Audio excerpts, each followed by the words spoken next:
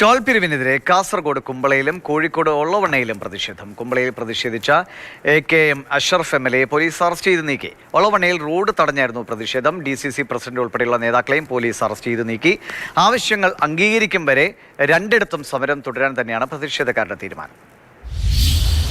3 ദിവസമായി തുടരുന്ന Manjeshwaram MLA AKM അഷ്റഫിന്റെ കുമ്പള ടോൾ വിരുദ്ധ സമരത്തിന്റെ ഭാഗമായുള്ള അനിശ്ചിതകാല സത്യഗ്രഹ സമരത്തിന് ഐക്യദാർഢ്യം പ്രഖ്യാപിച്ചുകൊണ്ടാണ് കുമ്പള പ്രദേശം കേന്ദ്രീകരിച്ചുകൊണ്ടുള്ള രാഷ്ട്രീയ അതുപോലെ തന്നെ സാംസ്കാരിക സംഘടനകളൊക്കെ തന്നെ ഐക്യദാർഢ്യ പരിപാടികളൊക്കെ തന്നെ നടത്തിയത്. അത് ഇന്നലെ വൈകിട്ട് 7 മണിയോട് കൂടി തന്നെ ടോൾ ഗേറ്റ് പരിസരത്ത് എത്തുകയും ചെയ്തു. എന്നാൽ വലിയ ഒരു ആൾക്കൂട്ടം തന്നെയാണ് ഇന്നലെ കാണാൻ സാധിച്ചത്.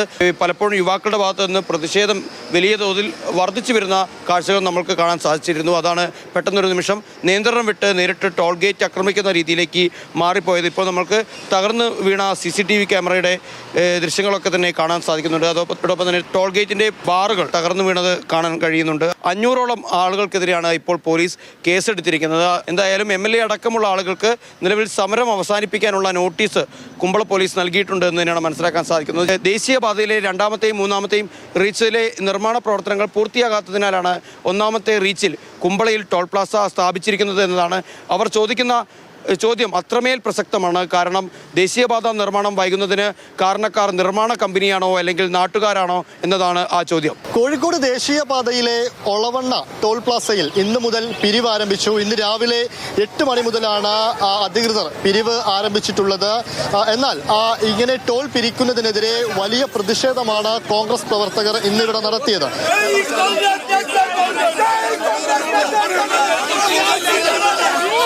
8 മണിക്ക് പിരിവ് ആരംഭിക്കുന്ന ഘട്ടത്തിൽ തന്നെ പ്രാദേശിക കോൺഗ്രസ് പ്രവർത്തകർ ഉൾപ്പെടെയുള്ളവർ ടോൾ പ്ലാസയിൽ എത്തുകയും പിരിവ് തടസ്സപ്പെടുത്തുകയും ചെയ്തു. ടോൾ പിരിവ് തടഞ്ഞതോടുകൂടി കോൺഗ്രസ് പ്രവർത്തകരെ ബലം പ്രയോഗിച്ച് അറസ്റ്റ് ചെയ്ത് നീക്കുന്ന നടപടിയിലേക്ക് പോലീസ് കടന്നു. DCC അധ്യക്ഷൻ അഡ്വക്കേറ്റ് K പ്രവീൺകുമാർ ഉൾപ്പെടെയുള്ള കോൺഗ്രസ് പ്രവർത്തകരെയാണ് പൂർണ്ണമായും അറസ്റ്റ് ചെയ്ത് നീക്കിയത്. ഹൈലൈറ്റ് മാളിന്റെ സമീപത്ത് ഹൈവേ ഇടിഞ്ഞിട്ട് പോലും ഇന്ന് 3 ലൈനുള്ള ആ മേഖലയിൽ ഇന്ന് 1 ലൈൻ മാത്രമേ ഉള്ളൂ. അതുപോലെ തന്നെ സർവീസ് റോഡിൽ കാൽനട യാത്രക്കാർക്ക് പോലും യാത്ര ചെയ്യാൻ പറ്റാത്തൊരു സാഹചര്യമുള്ളത്. അഴിയൂർ മുതൽ വെങ്ങല വരെയുള്ള റീച്ചിന്റെ പണി പൂർണ്ണമായും പൂർത്തീകരിക്കുക. ഈ പ്രദേശവാസികൾക്ക് ടോൾ അടയ്ക്കാതെ ഇതിലൂടെ യാത്ര ചെയ്യാൻ സൗകര്യപ്പെടുക. ടോളിനെതിരല്ല, എന്നാൽ പണി പൂർത്തിയാക്കാതെ ഈ രീതിയിലുള്ള പ്രവർത്തനം നടത്തുന്നതിന് എതിരാണ്. അത് സമ്മതിക്കില്ല എന്നാണ് പ്രവർത്തകർ പറയുന്നത്. നാളെ വിപുലമായ സമരങ്ങളുമായിട്ട് മുന്നോട്ട് പോകുമെന്നാണ് പ്രതിഷേധക്കാർ പറയുന്നത്.